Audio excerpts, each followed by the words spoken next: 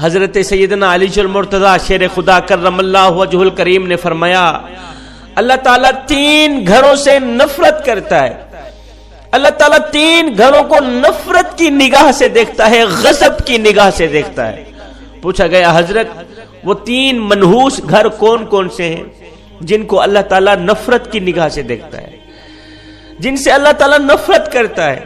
حضرت علی رضی اللہ تعالیٰ عنہ نے فرمایا میاں پہلا گھر وہ جس گھر میں بیٹی کی آنکھوں سے آنسو نکلتے ہیں، جس گھر میں بیٹی جیسی رحمت کو ذلیل کیا جاتا ہو، جس گھر میں بیٹی جیسی خدا کی رحمت کی قدر نہ کی جاتی ہو، پریشان کیا جاتا ہو، جس گھر میں بیٹی کو ذلیل و خوار کیا جاتا ہو، اس گھر کو اللہ تعالیٰ نفرت کی نگاہ سے دیکھتا ہے. اس گھر کو، گھر میں رہنے والوں کو اللہ تعالیٰ غضب کی نگاہ سے دیکھتا ہے. میرے بھائیوں، بیٹی کا دل کبھی نہ توڑنا، خدا را بیٹی کا دل کبھی نہ توڑنا. جب بیٹی روتی ہے تو بیٹی کے آنسوؤں کے بدلے اللہ تعالیٰ گھر میں رحمت اٹھا دیتا ہے. گھر میں رحمت ہمیشہ کے لیے ختم ہو جاتی ہے، برکت ہمیشہ کے لیے ختم ہو جاتی ہے. جب بیٹی شادی کر کے باپ کے گھر سے رخصت ہوتی ہے تو وہ جاتے جاتے 3 چیزیں بھی لے کے جاتی ہے، 3 اہم چیزیں بھی لے کے جاتی ہے. پتہ ہے وہ کون سی 3 چیزیں؟ ایک باپ کے گھر کی رونق بھی ساتھ لے کے جاتی ہے. دوسرا باپ کے سامنے کیے ناز و نخرے وہ بھی ساتھ لے کے جاتی ہے. تیسرا باپ کی نوکری، باپ کی غلامی، نوکری غلامی بھی ساتھ لے کے جاتی ہے. کسی نے کہا تھا بیٹی تو بوجھ ہوتی ہے، شکر ہے خدا نے مجھے بیٹی عطا نہیں کی. کسی عقل مند نے کہا او نادان، اللہ تعالیٰ بیٹیاں بھی اسے عطا کرتا ہے جو بیٹیاں پالنے کی حیثیت رکھتے ہیں، اور تو کہتا ہے شکر الحمدللہ اللہ نے مجھے بیٹی عطا نہیں کی. او کم بخت، اللہ تعالیٰ بیٹی اسے دیتا ہے، رحمت اسے دیتا ہے جو اس رحمت کو پالنے کی حیثیت رکھتا ہے. تیرے اندر حیثیت ہی کیا ہے؟ تو 2% کا آدمی ہے اور تجھے پتہ نہیں ہے اللہ تعالیٰ جس گھر کو زیادہ پسند کرتا ہے اللہ تعالیٰ اس گھر میں بیٹی جیسی رحمت کو بھیج دیتا ہے.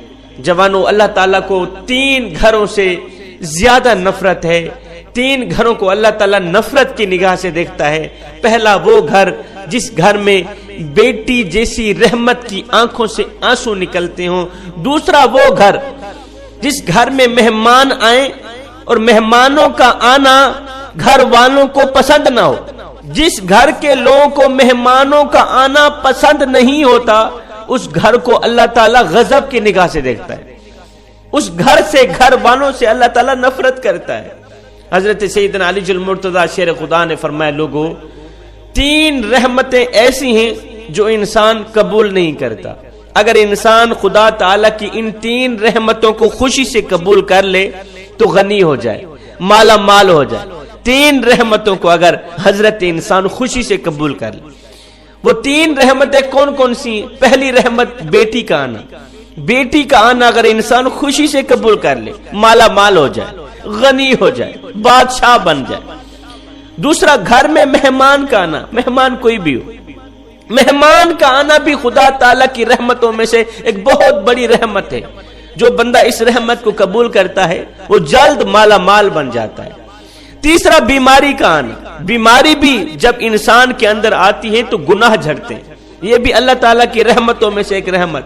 یہ 3 رحمتیں ایسی ہیں جس کو انسان خوشی سے قبول نہیں کرتے، اور جو ان تینوں رحمتوں کو خوشی سے قبول کرتے ہیں وہ مالا مال بن جاتے ہیں. حضرت سیدنا ابراہیم علیہ السلام کی عادت مبارکہ تھی، آپ کے گھر جب تک مہمان نہ آتا آپ کھانا نہیں کھاتے تھے. ایک دن مہمان نہ آیا، آپ نے کھانا نہیں کھایا. دوسرے دن بھی نہ آیا، تیسرے دن بھی نہ آیا، 3 دن کے بھوکے. حضرت سیدنا ابراہیم علیہ السلام 3 دن مہمان نہ آیا، آپ نے کھانے کو ہاتھ نہیں لگایا، کھانا نہیں کھایا. گھر سے باہر نکلے جاؤں مہمان کو ڈھونڈوں، مہمان نہیں ہے، بھوک تڑپا رہی. گھر سے باہر نکلے، کہاں جا رہے ہیں؟ مہمان کو تلاش کرنے جا رہے. جاتے جاتے ایک شخص ملا، میاں تو نے کھانا کھانا ہے، روٹی کھانا؟ اس نے کہا جی کھانی، مجھے بھوک لگی. پھر جلدی دسترخوان بچھایا، دسترخوان پہ مہمان کو بٹھایا، خود بسم اللہ پڑھ کر کھانا کھانے لگے. اس مہمان نے بغیر بسم اللہ کے کھانا کھانا شروع کر دیا. آپ نے فرمایا اوے تو نے بسم اللہ کیوں نہیں پڑھی؟ اس نے کہا جی میں تو آتش پرست ہوں, میں مسلمان تھوڑی ہوں, میں تو آتش پرست ہوں, میرا بسم اللہ کے ساتھ کیا لینا دینا, بسم اللہ کے ساتھ کیا تعلق میرا؟ آپ نے فرمایا اگر تو آتش پرست ہے تو پھر اٹھ کے چلا جائے, میں تجھے کھانا نہیں کھلا. وہ آتش پرست وہاں سے اٹھ کے چلا گیا. تھوڑی دیر کے بعد اللہ کے نبی حضرت ابراہیم علیہ السلام نے دونوں ہاتھ اٹھائے, عرض کی مالک کوئی مہمان بھیج, 3 دن کا بھوکا ہوں. میرے اللہ نے فرمایا میرے ابراہیم میں نے مہمان تو بھیجا تھا, تو نے میرے مہمان کی قدر ہی نہیں کی. میں نے مہمان تو بھیجا تھا, ایک خاص مہمان بھیجا تھا, تو نے میرے مہمان کی قدر ہی نہیں کی. مالک وہ تو آتش پرست تھا, وہ تو آگ کی پوجا کرنے والا تھا, اس نے بسم اللہ ہی نہیں پڑھی, میں اس کو کھانا کیسے کھلاتا؟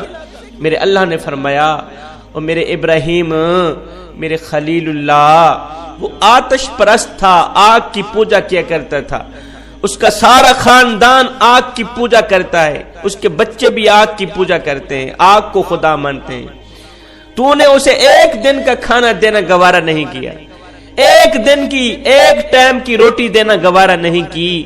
دیکھ تو صحیح میں کتنا کریم ہوں, 80 سال سے اسے کھلا بھی رہا ہوں, اسے پلا بھی رہا ہوں. تو یہ جو مہمان ہوتا ہے, مہمان کوئی بھی ہو, خدا تعالیٰ کی رحمتوں میں سے ایک رحمت بن کے آتا ہے, تو مہمان کی قدر کیجیے گا.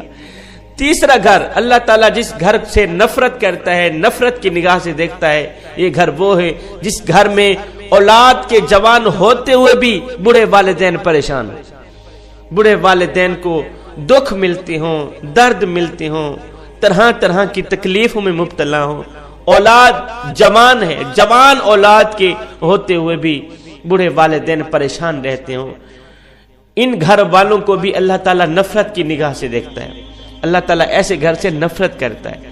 تو یہ 3 گھر ایسے ہیں جن کو اللہ تعالیٰ غضب کی نگاہ سے دیکھتا ہے. خدارا میاں, خدارا جوانوں, گھر میں مہمان آ جائے, مہمان بھی اللہ تعالیٰ کی رحمتوں میں سے ایک رحمت ہے.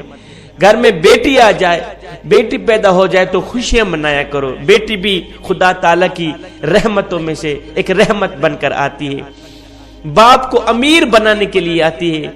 گھر میں بوڑھے والدین کو پریشان نہ رکھا کرو, بوڑھے والدین کو تنگ نہ کیا کرو, ذلیل نہ کیا کرو. جوانو, اگر بوڑھے والدین کی چٹی داڑھی کا حیا نہیں کر سکتے تو کوئی بات نہیں, بوڑھے والدین کو پریشان بھی نہ کیا کرو, بوڑھے والدین کو پریشان بھی نہ کیا کرو.